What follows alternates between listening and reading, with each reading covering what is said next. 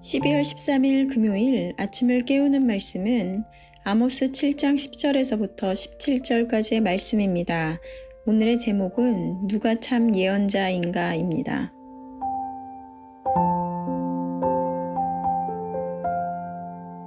오늘의 말씀은 너희들의 죄에서 돌이키지 않으면 하나님께서 심판하실 것에 대한 메시지를 전하는 아모스에게 북이스라엘의 제사장이었던 아마샤가 여로보암 왕에게 왕을 반역하는 자가 있다고 하며 고소합니다.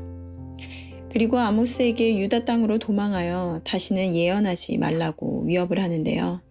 오늘 10절 말씀을 보면 때에 베달의 제사장 아마샤가 이스라엘 왕 여로보암에게 보내어 이르되 이스라엘 족속 중에 아모스가 왕을 모반하나니 그 모든 말을 이 땅이 견딜 수 없나이다. 북이스라엘의 제사장이었던 아마샤가 아모스가 모반한 자라 말하는 이유가 무엇일까요? 어제 말씀에서는 하나님께서 보여주신 환상 중에 다림줄 환상에 대한 말씀을 하였습니다. 하나님께서 손에 다림줄을 잡고 내 백성 이스라엘 가운데 두고 다시는 용서하지 않으실 것이라 말씀하셨습니다. 다림줄이란 추에 매단 줄을 말하는데 이것은 벽을 쌓을 때 벽의 수직 상태를 알아보기 위해서 사용하는 것이었습니다.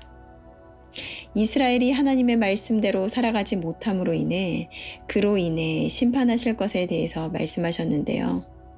이로 인해 이스라엘의 성소들이 파괴되며 여로보암의 집을 치시리라 전하였습니다. 풍전등화라는 말이 있습니다. 바람 앞에 등불이라는 뜻인데요.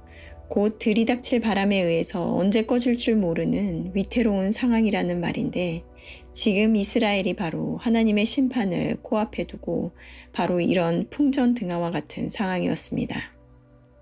하지만 누구보다 하나님의 말씀에 민감해야 하고 하나님의 뜻을 알아 섬기는 제사장이었음에도 불구하고 아마샤는 이스라엘을 향하신 하나님의 진노에 대해 심판에 대해서 무감각하였습니다.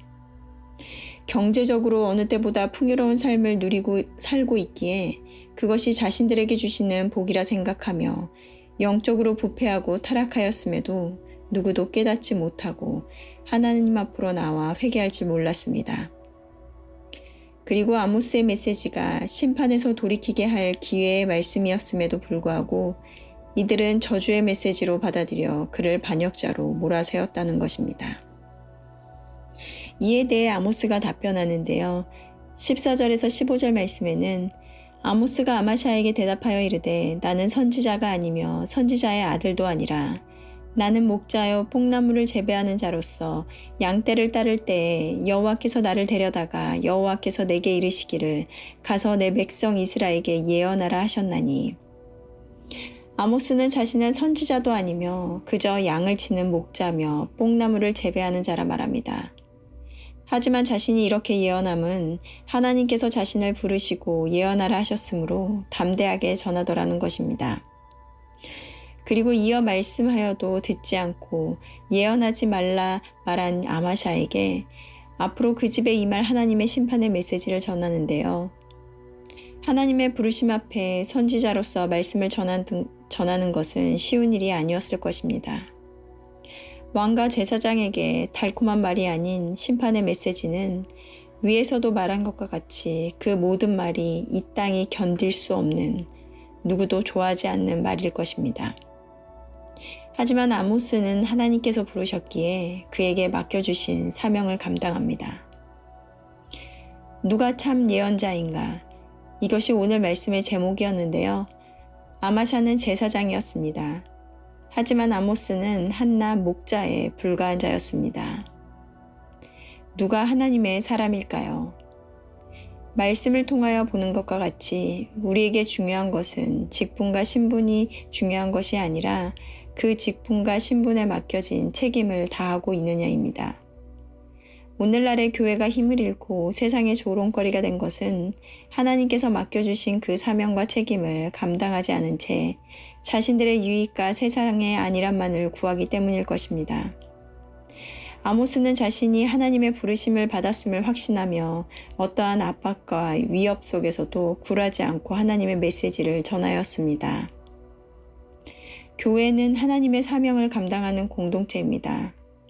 따라서 교회는 세상에 나아가 빛과 소금의 역할을 감당해야 하지만 오늘날 많은 교회들은 세상에 관심이 없고 사회적 이슈에 침묵합니다.